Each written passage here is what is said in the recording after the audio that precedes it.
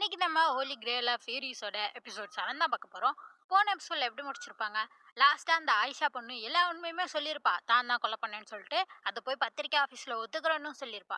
அதுக்கடுத்து இந்த எபிசோட்ல பார்த்தா ஃபர்ஸ்ட் சீன்லயே அந்த ரிப்போர்ட்டர் பொண்ணு வந்து ஒருத்தன்ட்ட தகவலை சொல்லி அவன்கிட்ட இருந்து ஏதோ தகவலை வாங்கிட்டு அங்கேருந்து கிளம்புறான். இந்த பையன் யாருன்னா, இந்த தெபோராங்கிற ஒரு வில்லி இருப்பாள்ல, அவளுக்காக வேலை பார்க்குற பையன். அவன் வந்துட்டு அவன் கேட்டுட்டு வந்த தகவலை சொல்றான். நீங்க நினைச்ச மாதிரிதான் அவங்க வந்து அந்த ஆயிஷா கிட்ட வந்து இன்டர்வியூ பண்ண போயிருக்காங்க அந்த பத்திரிக்கை ஆஃபீஸ்ல இருந்து அப்படிங்கிற மாதிரி சொல்றாங்க. அப்படியே எங்கே காட்டுறாங்க, யார் வந்திருக்கான்னு பார்த்தா ஹீரோயினியை காப்பாத்தின ஒரு ரிப்போர்ட்டர், அந்த ரூடிங்கிற பையன். அவன் தான் வந்திருக்கான் அந்த ஆயிஷாவை விசாரிக்கலாம்னு சொல்லிட்டு. இவன் உள்ள வரப்பயே ஒருத்தன் கிராஸ் பண்ணி போவான். சரின்னு சொல்லிட்டு இவன் பாட்டுக்கு உள்ள வந்து பார்த்தா அந்த லேடி வந்து சாகுற நிலைமையில கிடக்குறா. ஐயோ என்னாச்சு உங்களுக்கு அப்படின்னு சொல்லிட்டு பார்த்தா அப்பதான் அவ சொல்றான், அந்த போன வந்து வாடகைங்கிற அந்த வணிகன் தான், டைகுக்கலுக்ஸ்ல வேலை பார்க்குறவன். அவன் வந்து நான் வச்சிருந்த அந்த மெடிசன் பாட்டில் எடுத்துட்டு போயிட்டான். இது மாதிரி நீ என் கசின்ட்ட விசாரிச்சு பாரு. ஏன்னா இந்த கசின்ட்ட தான் இந்த மெடிசனை வாங்கியிருப்பா. அதான் அந்த ஒல்லி ஆகிறதுக்குன்னு சொல்லிட்டு ஒரு மெடிசனை வாங்கி தானே சிசிலியா பிரின்சஸ் தண்ணியில கலந்துருப்பா. அதை தான் விஷம்னு சொல்லிட்டு நம்ம ஹீரோயினியை பிடிச்சிட்டு போயிருப்பாங்க ஸ்கார்லெட்டை. அந்த பாட்டில் இருந்தாவே உண்மை தெரிஞ்சிரும். இவள்கிட்ட தான் இன்னொரு பாட்டில் இருக்குல்ல, அதை வச்சு உண்மையை ப்ரூஃப் பண்ணிடலாம். பார்த்தா அந்த பாட்டிலையும் எடுத்துட்டு போயிட்டான். அதான் சொல்லிட்டு இருக்கா. அப்படிங்க அடுத்த சீன்ல கட்டுறாங்க. இது எல்லாமே அந்த தெவராங்கிறவளோட பிளானால தான் நடந்திருக்கு போல. அப்படிங்க அடுத்த சீன்ல கட்டுறாங்க. அடுத்த சீன்ல பார்த்தா இந்த ரூடிங்கிறவன் இவன் வந்துட்டு இங்கதான் படுத்து கிடக்குறான், கிரேயலும் இங்கேதான் இருக்கா, அந்த பொண்ணுங்கெல்லாம் இங்க இருக்காங்க.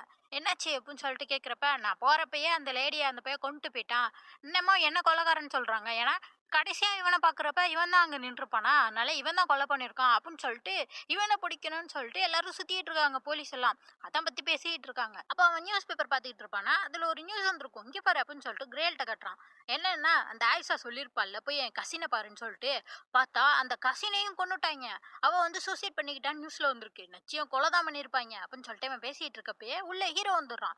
ஹீரோ வந்துட்டு என்ன சொல்றான்னா, இது மாதிரி இந்த ஆயிஷா இறந்து போனால அந்த கொலை வழக்குல ஆபிகளை வந்து கைது பண்ணியிருக்காங்களாம், அவ மேல சந்தேகப்பட்டு. ஏன்னா இந்த ரூடி வந்து வேலை பார்க்கறது யாருக்கு கீழே, ஆபிகேலுக்கு கீழே. அதனால ஆபிகல் தான் கொலை பண்ண சொல்லியிருக்கா அப்படின்னு சொல்லிட்டு அவளை அரெஸ்ட் பண்ணிட்டு போயிருக்கிறாங்க. அப்படின்னோடனே எல்லாருமே அதிர்ச்சி ஆயிடுறாங்க. ஐயோ இப்படி ஆயிடுச்சு அப்படின்னு சொல்லிட்டு. உடனே இவன் சொல்றான், நான் போய் வந்து சரணடைய போறேன், நான் தான் பண்ணேன்னு சொல்லிட்டு அப்படின்னு சொல்றப்ப கிரேல் சொல்றா, நீ அப்படி சொன்னாலும் ஆபிகல் அவங்க விட மாட்டாங்க, நம்ம வேற ஒரு பிளான் போடலாம், எல்லாரும் ஒன்னா சேர்ந்து செயல்படலாம் அப்படிங்கிறப்ப. அப்பதான் ஸ்கார்லெட் ஒரு ஐடியா சொல்றா. என்னன்னா இந்த கேஸை எடுத்து நடத்தி இதுக்கு வந்து தீர்ப்பு வழங்க போறது ஒரு ஜட்ஜி. அவர் வந்து இந்த பொண்ணுங்க விஷயத்துல கொஞ்சம் வீக்கு. இது மாதிரி ஜட்ஜை வந்து ஈஸியா பிளாக்மெயில் பண்ணலாம், அதனால அவரை வச்சே கேஸை முடிச்சிடலாம் அப்படின்னு சொல்லிட்டு இவங்க என்ன பிளான் போட்டிருக்காங்க. அடுத்து வந்து ஒரு சர்ச்சுக்கு வந்திருக்காங்க. இங்க இருக்க ஃபாதர் வந்து அங்க இல்லீகலா நடக்கும்ல பார்ட்டி, அதுல இவர் வந்து கலந்துப்பாரு. அதனால இவரோட உதவியும் கேட்டுக்கிறாங்க. இவருக்கு ரொம்ப சந்தோஷம், நான் உங்களுக்கு உதவி செய்றேன் அப்படிங்கிற மாதிரிலாம் சொல்றாரு. அடுத்த சீன்லயே பார்த்தா அந்த ரெட் லைட் பிளேஸும் வந்து ஆபிகலுக்கு சொந்தமானது தானே. அதுல இருக்க எல்லா பொண்ணுங்களுமே ஆபிகல் ஒரு பிரச்சனையில இருந்து காப்பாத்தி கூட்டிட்டு வந்து தான் இங்க ஒரு வேலை கொடுத்து வச்சிருக்காங்க. அந்த பொண்ணுங்க எல்லாருமே ஆபிகலுக்கு உதவி செய்ய தயாரா இருக்காங்க. இப்ப இந்த பொண்ணுங்க எல்லாரையுமே கூட்டிக்கிட்டு இல்லீகலா நடக்கும்ல அந்த பார்ட்டி, அங்கதான் வந்திருக்காங்க. அடுத்த சீன்ல காட்டுறாங்க, அதே மாதிரி அந்த இல்லீகலான பார்ட்டிக்கு வந்துட்டாங்க. அங்க இந்த பொண்ணு அழகா நடந்து வந்துட்டு இருக்கா. இந்த ஜட்ஜி பார்த்துட்டு, இவ்வளவு அழகான பொண்ணா, வாங்க என்கிட்ட வாங்க லேடி அப்படின்னு சொல்லிட்டு இருக்க. அங்க அந்த ஃபாதர் வந்துட்டு, ஏய் இது நான் கூட்டிட்டு வந்த பொண்ணுடா அப்படின்னு சொல்லிட்டு கூட்டு போறாரு. இவருக்கா ஒரே அசிங்கமா போயிடுது, இவனுக்கெல்லாம் இந்த மாதிரி அழகான பொண்ணா அப்படின்னு சொல்லிட்டு குடிச்சிட்டு இருக்கா. இன்னொரு பொண்ணு வந்து மேல விழுவா. திரும்ப எடுத்துட்டு யாருமா அப்படின்னோடனே விவர ரொம்ப அழகா இருக்காளா, என்னம்மா இவ்வளவு அழகா இருக்கீங்க, ரொம்ப சோகமா இருக்கீங்க, என்னமாச்சு அப்படின்னு சொல்லிட்டு கேட்க. அப்பதான் இவ சொல்றா, அதுவா எனக்கு ஒரு கஷ்டங்க, இது மாதிரி நான் வேலை பார்க்குற அந்த இடம் அதை ஓனர் ஆபிகேலை வந்து அரெஸ்ட் பண்ணிட்டாங்க, அவங்க இல்லாட்டி அந்த இடத்த மூடிடுவாங்க, நான் தெருவுக்கு தான் போகணும் அப்படிங்கிற மாதிரிலாம் சொல்லிட்டு இருக்க. இவர் பார்த்துட்டு, ஓ அந்த கேஸா, நீ கவலைப்படாதம்மா, அப்படி ஒரு நிலைமை வரப்ப நான் உனக்கு வாழ்க்கை கொடுக்குறேன் அப்படின்னு நானே இவ சொல்றா.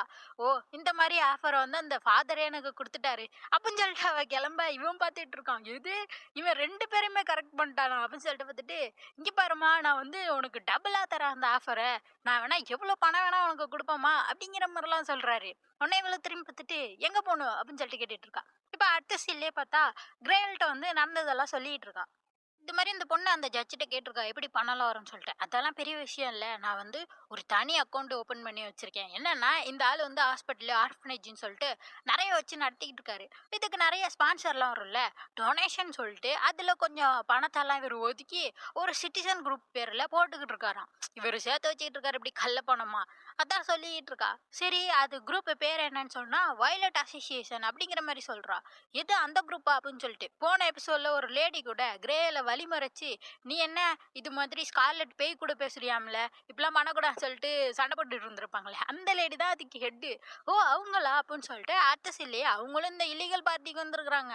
அவங்கள்ட்ட தான் பேசிட்டு இருக்கா. இது மாதிரி அந்த ஜட்ஜ் பத்தி உங்களுக்கு தெரியல அப்படின்றப்ப, ஆமா அவர் ரொம்ப நல்லவரு, எங்க குரூப்புக்கு வந்து நிறைய சப்போர்ட் பண்ணுவாரு, நிறைய டொனேஷன் எல்லாம் தருவாரு அப்படிங்கிற மாதிரிலாம் சொல்றப்ப, அப்பதான் அவ சொல்றா, ஒரு சீக்ரெட் அக்கௌண்ட் இருக்காமுல்ல, அதுலதான் அவர் பணத்தெல்லாம் போட்டு அவருக்குன்னு சேர்த்து வச்சுக்கிட்டு இருக்காராம்ல அப்படின்னு சொல்லிட்டு எல்லாத்தையும் சொல்ல, அவங்க அதெல்லாம் கேட்டு, ஓ அப்படியா, எங்க குரூப்பை இப்படி தப்பா யூஸ் பண்ணிக்கிட்டு இருக்கானா அந்த ஆளு அப்படின்னு சொல்லிட்டு, நீ ஏன் இதெல்லாம் பண்றேன்னு எனக்கு புரியுது, அந்த ஆபிகளை காப்பாத்தணும்னு சொல்லிட்டு தானே இப்படி ஒரு பிளான் போட்டிருக்க இவரை பிளாக்மெயில் பண்ணலான்னு சொல்லிட்டு, நல்ல விஷயம் தான், இதுக்கடுத்து நான் பாத்துக்கிறேன், அந்த ஆளை நான் பிளாக்மெயில் பண்றேன் அப்படிங்கிற மாதிரி இந்த லேடி எல்லாத்தையும் கரெக்டா சொல்லிட்டு இருக்காங்க. இவ பாத்துக்கிட்டு இருக்கா, யாரா இந்த லேடின்னு சொல்லிட்டு. அப்பதான் அவங்க சொல்றாங்க, இது மாதிரி ஆபிகேல வந்து உள்ள போறதுல அவங்களுக்கும் விருப்பம் இல்லையா, ஏன்னா அவ போயிட்டான்னா அடுத்து இந்த தெபரா தான் எல்லாரையும் கண்ட்ரோல் பண்ண ஆரம்பிச்சிருவா, அவளை எங்களுக்கு சுத்தமா பிடிக்காது, நாங்களும் ஆபிகேலுக்கு உதவி செய்யதான் நினைக்கிறோம் அப்படிங்கிற மாதிரி சொல்லிடுறாங்க. அடுத்த சீன்லயே பார்த்தா ஸ்கார்லெட்டும் கிரேயலும் இந்த கோர்ட் வாசல்ல தான் இருக்காங்க, வேண்டிக்கிட்டு இருக்காங்க ஆபிகேலை வெளில விட்டுறணும் அப்படின்னு சொல்லிட்டு. அப்ப ஹீரோ தான் வந்து சொல்றான், இது மாதிரி ஆபிகேலை ரிலீஸ் பண்ணிட்டாங்க, அவங்களுக்கு எதிராக எந்த சாலிடான எவிடன்ஸுமே இல்லைன்னு சொல்லிட்டு அப்படிங்கிற மாதிரி சொன்னா தான் ஹீரோயினுக்கும் சந்தோஷமா இருக்கு. அப்பதான் அவளுக்கு ஒரு மாதிரி மயக்கமே வந்துடுது. கீழே விழுப்புறப்ப ஹீரோ தான் வந்து பிடிச்சி காப்பாத்துறான். பிடிச்சன்னு ரொம்ப பக்கத்துல இருக்காரு அப்படின்னு சொல்லிட்டு பார்த்துட்டு கண்ணெல்லாம் செவக்க இவன் பார்த்துட்டு இருக்கான். ஐயோ உனக்கு என்ன ஜுரமா அப்படின்னு சொல்றப்ப, அதெல்லாம் இல்லை அதெல்லாம் இல்லை அப்படின்னு சொல்லிட்டு கத்திட்டு இருக்கா. அப்படிங்க அடுத்த சைட்ல அதை பத்தி தான் விசாரிச்சிருக்காங்க. இந்த தபராக்கா ஒரே கோவம், இது மாதிரி ஆபிகள் தப்பிச்சிட்டாலே அப்படின்னு சொல்லிட்டு. அதோட விசாரிச்சு பார்த்ததுல இந்த ஆயிஷா பத்தி உண்மை எப்படி வெளில போச்சு, யார் சொல்லியிருப்பான்னு பார்த்தா ஃபர்ஸ்ட் சீன்ல பார்த்தோம்ல அந்த ரிப்போர்ட்டர் பொண்ணு, அவ தான் வந்து இது மாதிரி ஆயிஷா உண்மையை சொல்ல போறான்னு சொல்லிட்டு சொல்லி விட்டுருக்கா. அதனாலதான் அவளை கொலை பண்ணியிருக்காங்க. அந்த பொண்ணு ஏன் அப்படி பண்ணியிருக்கான்னா, அதுக்கு பதிலா அவன் வந்து பிரின்சஸ் சிசிலியா பத்தி ஒரு தகவல் கொடுத்துருக்கான், அதனாலதான் அவ வந்து ஆயிஷா பத்தி தகவலை கொடுத்துருக்கா. அப்படிங்க அடுத்த சீன்ல அந்த பொண்ணை தான் காட்டுறாங்க. அந்த ரிப்போர்ட்டர் பொண்ணு அந்த பிரின்சஸ் சிசிலியா விளையாடுறப்ப மறைச்சிக்கிட்டு, பிரின்சஸ் சிசிலியா நீங்க தானே எனக்கு தெரியும் அப்படிங்கிற மாதிரி சொல்றப்ப அந்த பொண்ணு சொல்றா, நான் பிரின்சஸா, என்ன லூஸ் மாதிரி பேசுற அப்படிங்கிற மாதிரிலாம் சொல்லிட்டு அவ சிரிச்சுட்டு இருக்கா. அப்பதான் சொல்றா, சிசி அப்படிங்கிற அந்த பையன், நீங்களும் அந்த பையனும் ஒரு ஆர்ஃபனேஜ்ல இருந்தீங்க, அங்க இருந்த எல்லாருமே இறந்துட்டாங்க, கடைசியா நீங்க 2 பேரும் தான் தப்பிச்சீங்க அப்படிங்கிற மாதிரி சொன்னோன்னே இவ கோபப்பட்டு அவ கழுத்துல கத்தி வச்சிடறா. வச்சுட்டு சிசி இறந்துட்டான், நீ இறக்கணுமா அப்படிங்கிற மாதிரி சொல்றப்ப இல்ல இல்லன்னு மண்டையாடிட்டு இருக்கா. அப்பன்னா விடியறதுக்குள்ள இந்த நாட்டை விட்டே ஓடிடு, இல்லாட்டி நான் என்ன பண்ணுவேனே தெரியாது அப்படிங்கிற மாதிரி சொல்லிடுறா. இங்க அடுத்த சீன்ல கட்டுறாங்க. அடுத்த சீன்ல நம்ம கிரேயலும் ஸ்கார்லெட்டும் நடந்து வந்துகிட்டு இருக்காங்க ஏதோ யோசிச்சுக்கிட்டே. அப்ப பார்த்தா எய்தாப்புல ஒரு பொண்ணு ஓடி வரும். இது மாதிரி ஏதோ ஒரு இடம் பேர் சொல்லி அங்க போகணும் அப்படின்னு சொல்றப்ப கிரேல் ஓ அதுவா இந்த பக்கம் சொல்ல வரப்ப இன்னொரு பொண்ணு ஓடி வரா. ஓடி வந்துட்டு, ஷான் நீ என்ன தொலைஞ்சு போயிட்டியா, எவ்வளவு நேரம் நான் உன்னை தேடிட்டு இருக்குது, இந்த மேப்பை பிடி, இதுல நம்பர்லாம் போட்டிருப்பாங்க, இதை வச்சு கரெக்டா இடத்துக்கு போயிடலாம் அப்படிங்கிற மாதிரிலாம் சொல்லிட்டு அந்த பொண்ணு மேப் வந்து இந்த ஷானுங்கிற பொண்ணுகிட்ட கொடுக்குறா.